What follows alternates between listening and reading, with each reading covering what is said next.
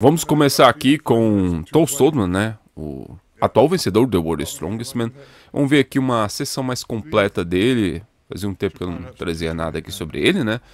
É realmente um grande candidato a vencer essa competição. Obviamente, né? A gente olha bastante pro Mitchell Hooper pelo que ele vem fazendo. Mas, cara, no The World's Strongest Man, o Tol Stoltman é especial. Se a gente fosse assim para fazer um paralelo com futebol, o Tol Stoltman seria assim mais ou menos aquele time que em copas ele vai ok, não vai ruim, mas vai ok, mas quando se trata de uma competição de pontos corridos, o time realmente se destaca muito. É o Tol Stoltman, seria realmente esse perfil de tende a reagir bem com uma competição assim de uma duração maior, porque são vários eventos, são 5, 6 eventos aí na fase de grupos, aí depois mais 5, 6 eventos aí nas finais. Então ele tende a reagir muito bem. Ele é o atual vencedor do World Strongest, sendo tricampeão dessa competição. Vamos ver aí ele começando 60 quilos, fazendo um aquecimento.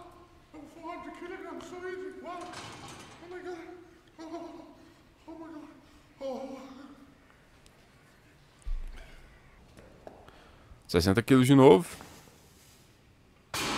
Bem fácil, né? Bem fácil.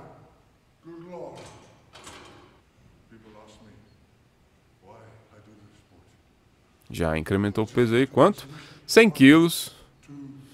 Parece que nesse treino aí ele vai para 240. Vamos ver se vai para isso mesmo e como vai fluir, né? Nós tivemos já esse evento no The World Strongest Man. O Flintstone Lift, né, que eles chamaram lá.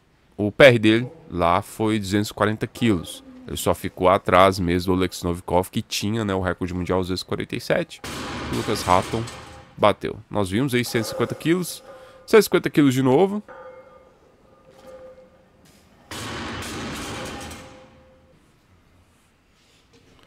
Quando realmente ele vai para The World Strongest, vira a chave. A gente não pode descartar ele. Tende a reagir muito bem. Os eventos tendem a favorecer bastante ele.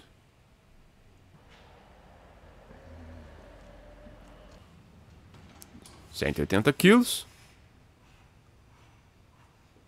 Se for 240, estamos chegando perto. 180 quilos de novo.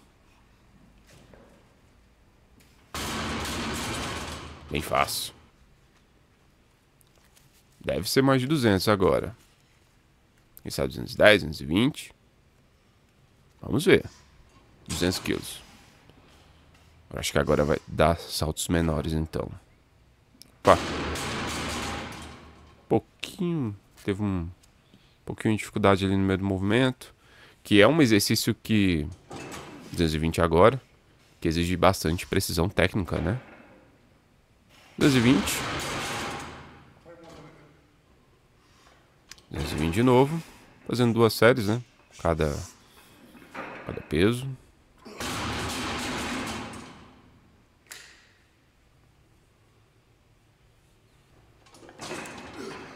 $220 de novo.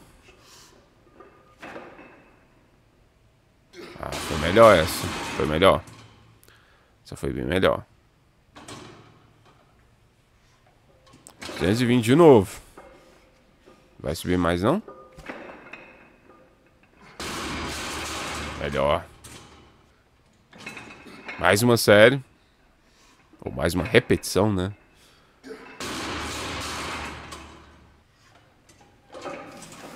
Rapaz.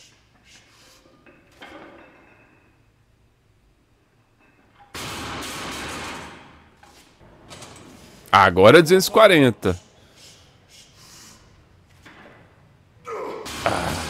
Por muito pouco, hein? Por muito pouco. Vai tentar de novo.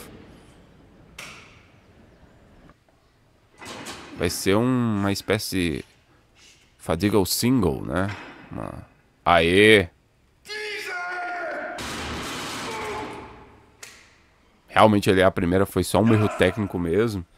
A fadiga single, né? Uma repetição única fadigada. É uma coisa que eu posso falar um pouco mais aqui depois no canal, né? Que é uma metodologia. Isso aqui faz parte do medley que vai ter, né? Lá no The World's Strongest, mas agora o que eu queria trazer mesmo é esses 240 quilos aqui. Vamos ver de novo.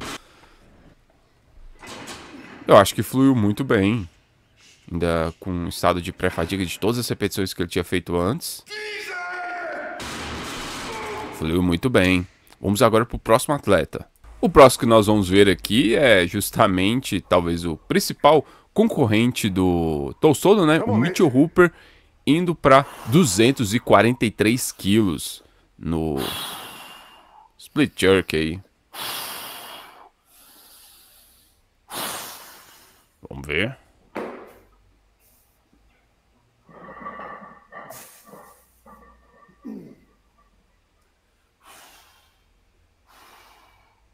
Ver como é que vai sair. Extremamente explosivo, né? Bem fácil. Foi mais fácil do que o Tolstoy, viu? Acho que se botasse 250 quilos aí, subia, viu? Falou, né? Muito fácil, né? Too easy. O próximo pra nós vermos aqui é o Evan Singleton, o T-Rex. Possivelmente o strongman mais pilhado de todos os tempos. 244 quilos, 1 quilo a mais aí do que o Mitchell Hooper. Vamos ver. Nossa, foi bem fácil, viu? Ele já tinha conseguido, acho que 250 quilos, com uma certa instabilidade. 244 quilos, relativamente perto, e foi bem sólido, bem seguro. Só não sei se a parte final ali você não deveria ficar com o tronco completamente vertical, né? Claro, tudo depende, né? Do que estiver na regra, né? Se não tiver, beleza. Agora, meu amigo, se prepare, porque tu vai ver algo realmente monstruoso. O Lucas Hatton, né? O recordista que nós vimos, né? 47,5 quilos. Mas simplesmente, sabe pra quanto? 272 quilos. É isso aí. É isso aí, 272 quilos. Vamos ver.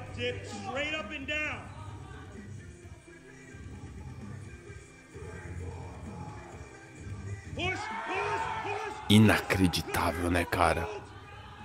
Esse cara é uma usina de força, cara. Absurdo, né? Vamos ver de novo. Porque realmente, assim, ele vem demonstrado assim, ser um atleta estaticamente muito forte, esses eventos estáticos, assim. Mas ele mostra também um atleticismo muito grande, né? Cara, realmente, talvez seja aí o grande talento que surgiu nesses últimos anos aí no Strongman. E pode ser candidato a alguma coisa. Pódio. Então é bom os principais nomes tomarem cuidado também com Lucas Hatton.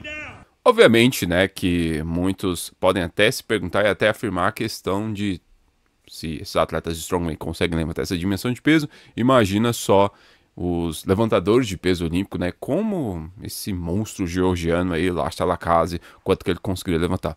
Obviamente, eu acredito que sim, se ele tivesse um evento desse, né, iria levantar um peso monstruoso.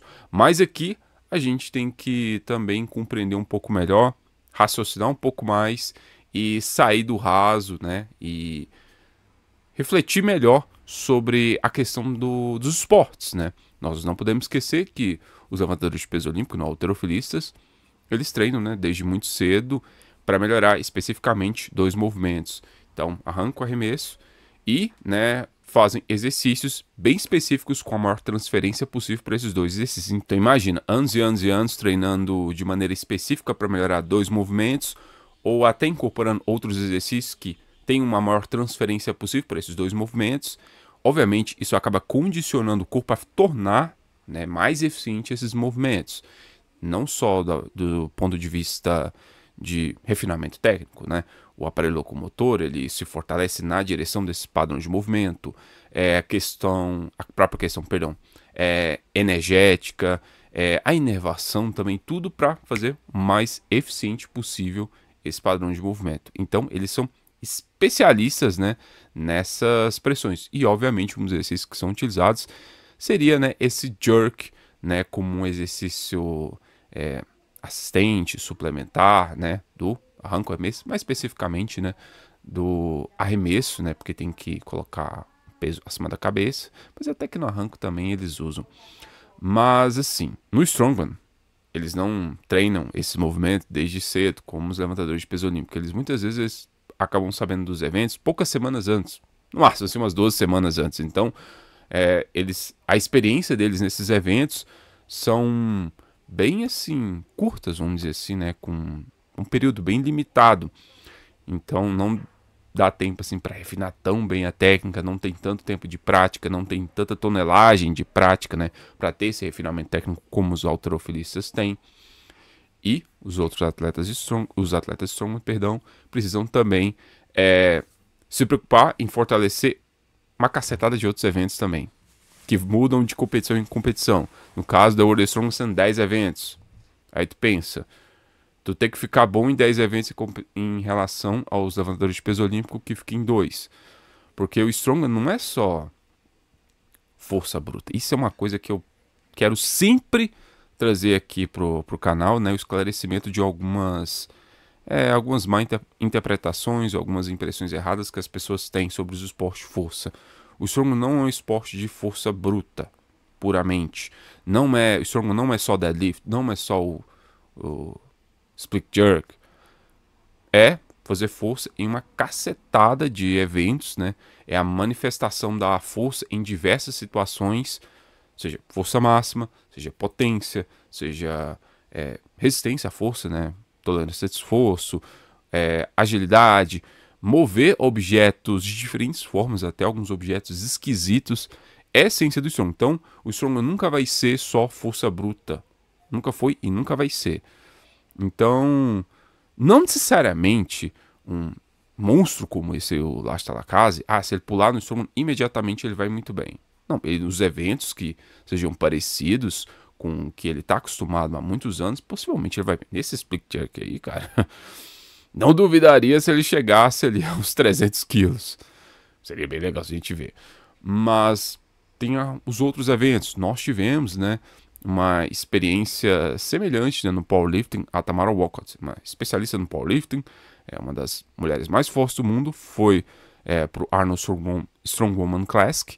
E assim, no evento mais parecido com o que ela praticava, foi o deadlift máximo da barra da fonte, ela foi muito bem, mas nos outros ela foi muito mal, justamente, né, por essa falta de prática. Nós temos um exemplo um pouco melhor, né, o John Hack, que eu até tratei num vídeo recente aqui no canal, que é um atleta de powerlifting, mas nas competições Strongman até que ele vai razoavelmente bem, ele ficou em quarto, né, no último Official Strongman Games, mas era um atleta que não começou a competir agora, ele já tem algum tempo que ele está habituado, né, a fazer uma competição de Strongman aqui e acolá, ou seja, o mundo do Strongman, os eventos de Strongman estão ali, né, sempre circundando o seu treino. Ele trata o Strongman mais de uma maneira, digamos assim, se diverte, né, não é o principal, que é o powerlifting. Nós podemos lembrar também aqui dois atletas assim mais completos, vamos dizer assim, do esporte de força. Um deles é o russo... esqueci o nome.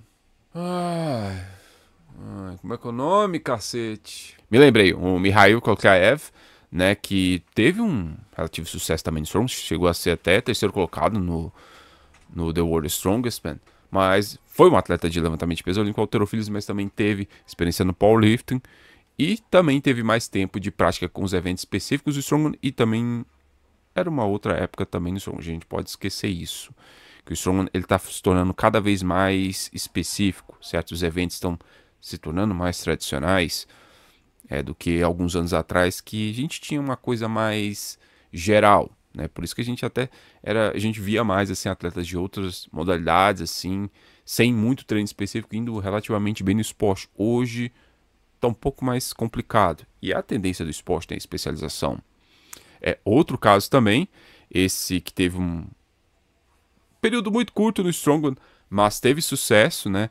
Que foi justamente a estreia do Arnold Strongman Classic, né? No esporte, tinha até o outro nome, né? O Arnold Strongest Man, eu acho que era assim, que foi o Mark Henry, né, que era levantador de peso olímpico, também foi um powerlifter muito bom, também tinha o WWE, então, querendo ou não, ele acabava tendo um pouco de condicionamento, né, e aí ele treinou especificamente para os eventos lá do Arnold Strongman Classic que favoreciam caras, e favorecem até hoje, né, caras estaticamente mais fortes, né, sendo assim uma competição diferente mesmo do World Strongest, que tem um ritmo maior, mais eventos em relação ao Arnold Strongman Classic.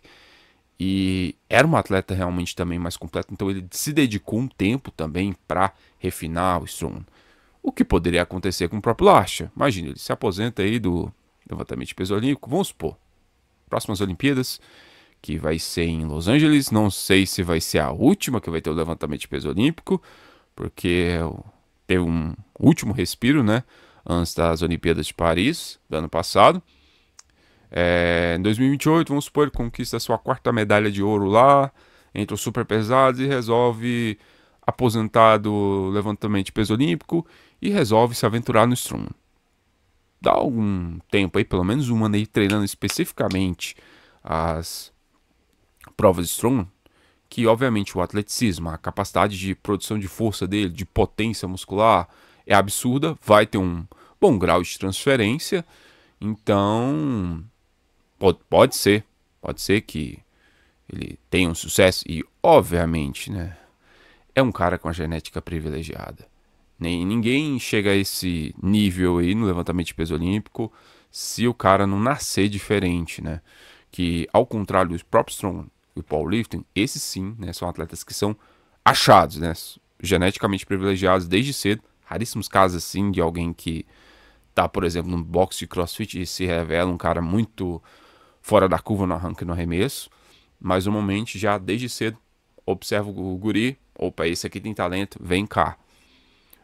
Ao contrário do Strongman e do powerlifting, que são esportes prioritariamente assim de hobby, que os atletas muitas vezes acabam se encontrando de maneira mais tardia, de maneira até meio aleatória, tipo o cara que tá buscando ali emagrecer e aí se revela muito forte. Caso Ray Williams. Então tudo tem que levar em consideração o contexto, tem as particularidades de cada esporte e, né, pensarmos, né, acima do nível mais raso, né?